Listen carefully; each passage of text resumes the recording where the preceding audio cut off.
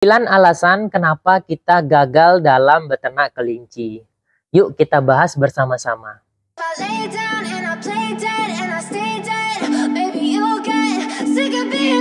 Halo teman-teman, kembali lagi di channel ini. Di video kali ini kita akan membahas 9 alasan kenapa gagal dalam beternak kelinci. Oke, harapan kita jika kita beternak kelinci, kita akan mengalami kesuksesan ya teman-teman. Kelinci kita berkembang, kemudian besar, dan kita menjadi salah satu peternak kelinci yang sukses. Namun ada juga beberapa dari kita yang gagal dalam beternak kelinci. Nah, kira-kira kenapa sih kita gagal dalam beternak kelinci? Ini adalah 9 alasan yang aku rangkum sendiri menurut aku sendiri ya teman-teman. Ini menurut aku sendiri. Mungkin teman-teman nanti punya alasan lain, silahkan tambahkan di kolom komentar. Oke, kita lanjut yang pertama. Yang pertama itu aku masukkan kurangnya literasi atau kurangnya pengetahuan. Nah, bagi aku beternak kelinci dengan kurangnya pengetahuan itu merupakan kesalahan yang sangat fundamental, sangat besar sekali ya teman. Sangat, ya kalau teman-teman nggak punya pengetahuan tentang beternak kelinci, ya bagaimana teman-teman akan sukses dalam beternak kelinci. Setidaknya sebelum beternak kelinci, teman-teman mencari tahu dulu bagaimana cara beternak kelinci yang benar, bagaimana cara memilih indukan, memilih kandang, kemudian dan lain-lainnya. Teman-teman bisa aja baca di Google, lihat di Google, baca buku, tanya teman. Nah, itu menurut aku hal yang sangat basic sekali ya teman-teman ya. Itu dulu yang paling penting kita pelajari. Ketika kita sudah mengetahui tentang beternak kelinci, nah maka akan mudah kita dalam beternak kelinci. Oke, kita masuk yang kedua. Tidak survei pasar. Nah, tidak survei pasar di sini maksud aku tuh kita tidak melihat dulu di tempat kita, di lingkungan kita ini apa saja kelinci yang diminati, yang banyak diminati. Kemudian jenis kelinci apa saja, kemudian pasarannya nanti bagaimana. Nah, itu yang kurang kita lihat ya teman-teman ya. Kadang kita hanya sekedar mengikuti teman atau mengikuti tetangga saja. Oh, ternak kelinci itu enak, untungnya besar, ininya gini, akhirnya kita mulai ikut-ikutan. Terlebih juga kadang kita cuman untuk membelikan anak, terus hobi, akhirnya beli indukan, akhirnya ketika kita sudah beternak kelinci, kita tidak tahu bagaimana untuk pasarnya nanti, seperti itu ya teman-teman. Kemudian kita lanjut yang ketiga, yaitu tidak punya jaringan. Nah, ini sama saja seperti yang kita tadi tidak survei pasar. Ini tidak punya jaringan di sini maksudnya itu kita kurang sekali ya teman-teman. Network kita, jaringan kita tuh kurang banget. Kita hanya sekedar beternak, hanya punya teman 1-2 orang saja di sekitar kita. Nah, ada baiknya kita itu mencari jaringan yang luas ya teman-teman. Bisa jadi kita ikut grup beternak kelinci untuk di daerah-daerah kita. Kemudian kita di sana bisa sharing, bisa cari tahu, oh siapa sih ini peternak yang sudah lama beternak kelinci. Kemudian kita bisa datangi ke kandangnya, kita mintalah dia untuk jadi mentor kita, seperti itu ya teman-teman ya. Sehingga jika kita melakukan hal itu, menurut saya yaitu tadi kita sudah mendapatkan pengetahuan, kemudian kita sudah mendapatkan pasarnya nanti. Nah, efek dari kita memperluas jaringan kita ya teman-teman ya. Jadi seperti itu. Ada baiknya memang kita datangi ke kandang-kandang yang sudah lama beternak, kita belajarlah di sana bagaimana beternak kelinci. Nah, itu menurutku yang penting juga. Kemudian yang keempat, setelah kita mengetahui itu, kita mau beternak kelinci, nah kita harus juga memperhatikan kondisi kandang. Nah, kondisi kandang ini sebenarnya kaitannya sama saja seperti pengetahuan tadi ya teman-teman ya. Nah, pengetahuan tadi, jadi kalau kita sudah mengetahui kondisi kandang kelincinya itu yang baik seperti apa untuk indukan, untuk pembesaran seperti apa, kemudian juga kita jadi tahu, kita mencari tahu kandangnya itu nanti suhunya berapa, kelembabannya harusnya berapa. Kalau dipanas berarti kelincinya kena heat stroke nanti. Kalau lembab banyak bibit penyakit yang keluar gitu ya teman-teman ya. Nah, jadi kita melihat juga kondisi kandangnya. Kalau dikasih kandang bambu nanti seperti apa, apakah bertahan ataukah bakalan jadi sarang bibit penyakit, karena bambu kan menyimpan air. Jadi kadang kalau kelinci tipis, urinnya dan fesesnya biasanya nyangkut di bambu, nanti bakalan seperti apa kelincinya, apakah bakalan sakit atau tidak. Karena pastinya kalau kelinci yang berkutat dengan kandang yang kotor pasti tidak lepas dari penyakit, dan itu bakalan membuat kita tuh gagal beternak kelinci. Percaya sama aku, karena aku sendiri sudah melakukan hal itu ya teman-teman. Mulai dari kandang bambu, ternyata feses urinnya di sana juga di pojok, kemudian kelincinya di situ terus-terusan, akhirnya nggak lepas dari gudik, nggak lepas dari diare, bisa juga kembung karena terkontaminasi pakannya sama feses dan urinnya. Nah, seperti itu. Jadi kita melihat juga kondisi kandangnya, bagaimana pemilihan kandangnya, tempatnya, dan lain-lainnya. Nah, itu yang keempat. Oke, kita lanjut yang kelima.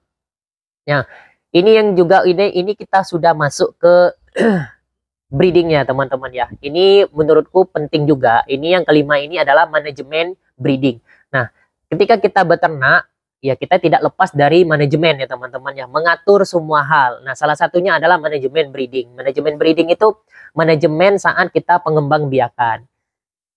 Jadi kita juga tidak terlena. Ada baiknya memang kita benar-benar mempunyai target dan tujuan yang harus dicapai itu seperti apa. Nah, maksud aku ketika manajemen breeding ini, kita benar-benar mengetahui, oh indukan kelinci ini sudah saatnya untuk dikawinkan, usianya sudah matang.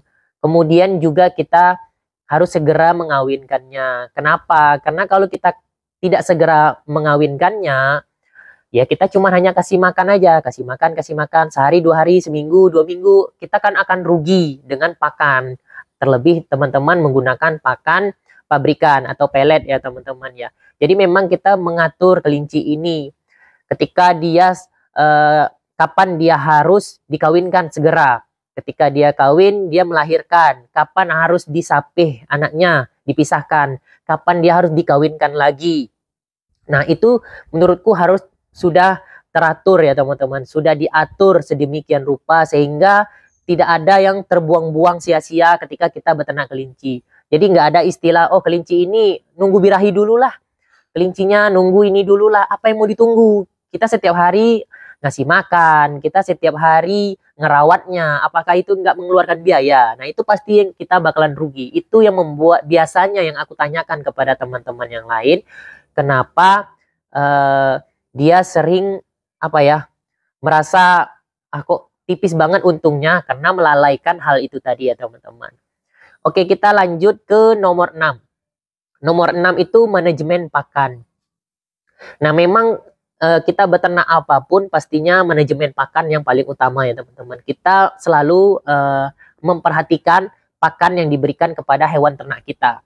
Nah, bagaimana caranya? Ya kita harus memilih makanan yang tepat untuk ternak kita. Misal contoh seperti ini, lebih memilih pelet atau hijauan. Nah, kalau hijauan pastinya memang murah ya teman-teman, kita bisa dapetin di sekitar kita, tapi kita harus mengeluarkan tenaga untuk mengaritnya. Nah, kadang teman-teman juga lupa ketika kita mengarit itu kita mengeluarkan tenaga, dan harusnya berapa biaya yang harus kita keluarkan ketika kita ngarit, berapa jam, biasanya harus ada hitungannya ya teman-teman ya. Kalau kita ngarit berapa jam panas-panasan, belum lagi bensin motor untuk kita ngarit dan lain-lainnya. Nah, itu kan perlu juga harus kita berapa biayanya. Memang rumputnya gratis, tapi jasanya itu biayanya kan ya harus dibayar sebenarnya kan.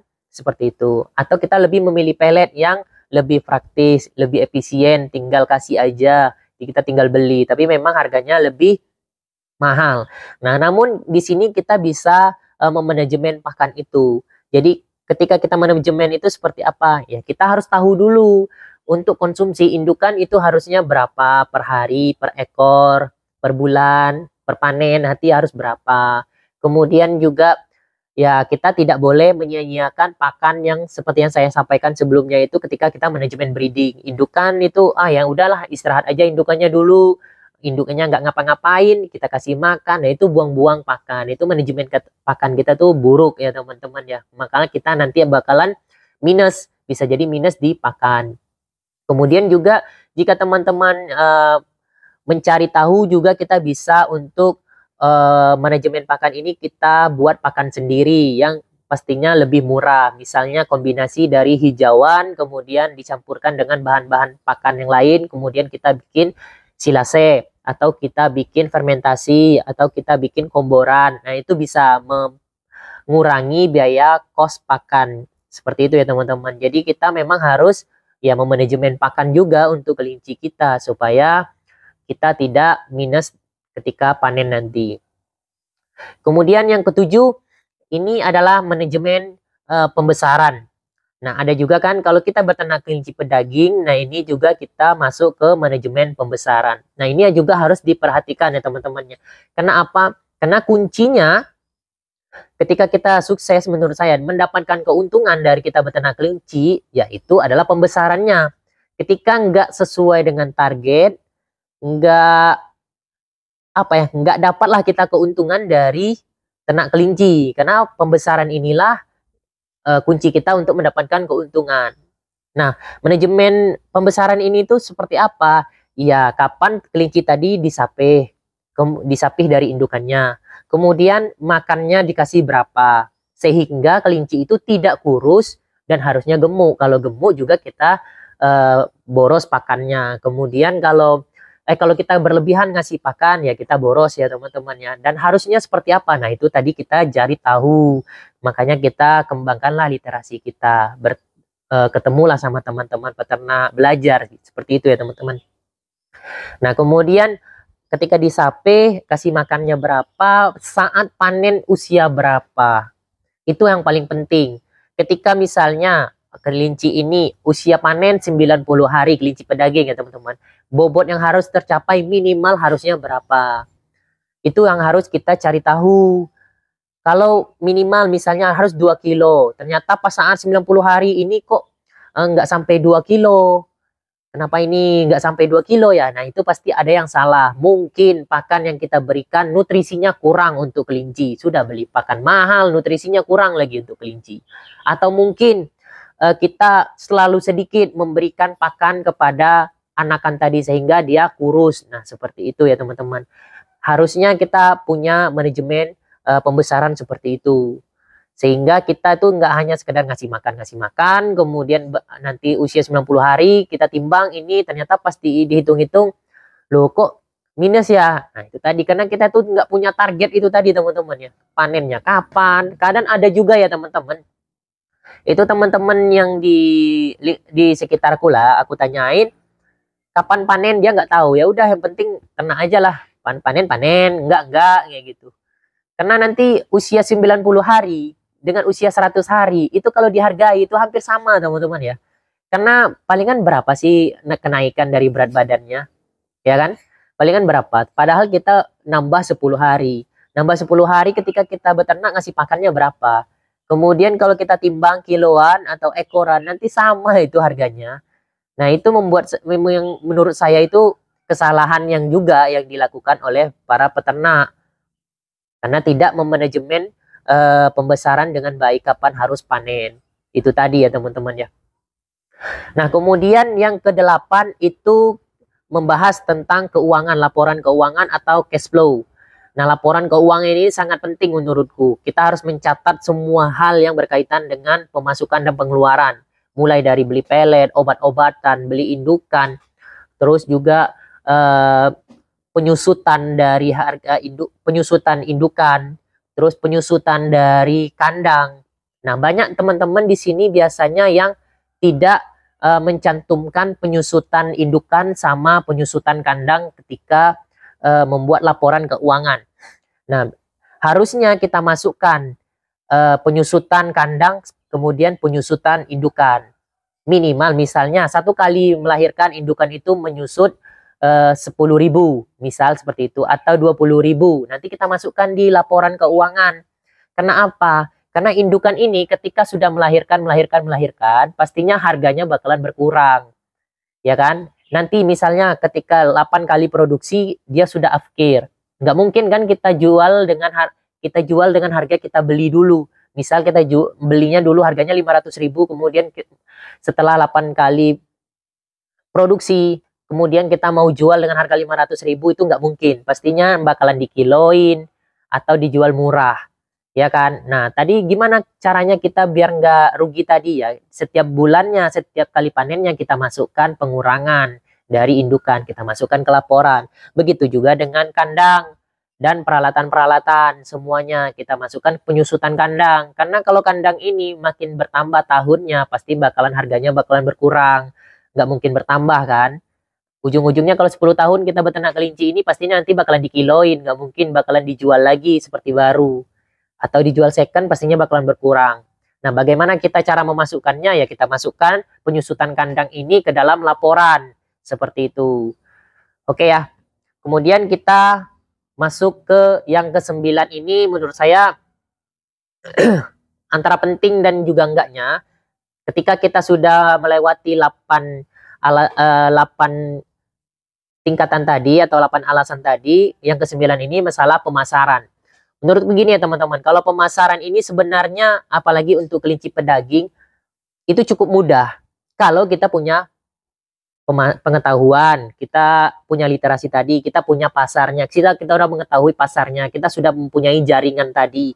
Kemudian kita sudah beternak sesuai dengan manajemen pakan, manajemen breeding, manajemen pembesaran. Itu menurutku orang lain pasti juga bakalan mencari tahu kita sendiri. Mencari kita sendiri ya teman-teman ya. Oh, di tempat misalnya di tempat di Naraya sana itu, atau di tempatnya Mas Andi, atau tempatnya Rabbit sana, tempatnya farm sana itu tuh bagus, indukannya bagus-bagus, pembesarannya bagus-bagus. Kenapa? Karena kita manajemennya sudah benar. Seperti itu ya teman-teman. Pastinya bakalan datang sendiri ke kita. Terlebih juga kalau bisa ya di grup tadi, di grup misalnya di jaringan tadi kita juga aktif. Misalnya di grup kelinci atau di grup WhatsApp kita juga aktif. Mulai sedikit-sedikit memasarkan gitu ya teman-teman. Memasarkan, oh saya punya panenan, usia sekian, bobot sekian. Bayangkan jika kita misalnya usia 90 hari, bobotnya 2 kilo atau 2,5. Orang-orang, wah gimana sih dia bisa seperti itu? Nah pasti orang bakalan mencari tahu kita juga. Nah itu menurutku ya, apalagi teman-teman untuk kelinci pedaging ini, ya dia pasti penjualannya cukup mudah menurutku dibandingkan dengan kelinci hias. Kalau kelinci hias kan kelincinya untuk dipelihara, kalau kelinci pedaging ini untuk dipotong, dan dia bakalan final stock habis ya teman-teman ya, habis stoknya orang bakal nyari lagi, habis bakalan nyari lagi. Nah seperti itulah teman-teman alasan kenapa kita gagal dalam beternak kelinci. Semoga video ini bermanfaat untuk teman-teman semuanya. Ini menurut versi aku sendiri ya teman-teman. Mungkin ada juga tambahan atau sangkahan dari teman-teman yang lain. Nanti silahkan di kolom komentar. Kita boleh diskusi bareng ya teman-teman ya. Ini menurut versi aku sendiri ya teman-teman. Semoga video ini bermanfaat untuk teman-teman semuanya. Dan jika merasa video ini bermanfaat, silahkan bagikan ke teman-teman yang lain ya. Sampai jumpa lagi di video selanjutnya. Mungkin jika teman-teman ada pertanyaan silahkan tuliskan di kolom komentar. Oke, dadah.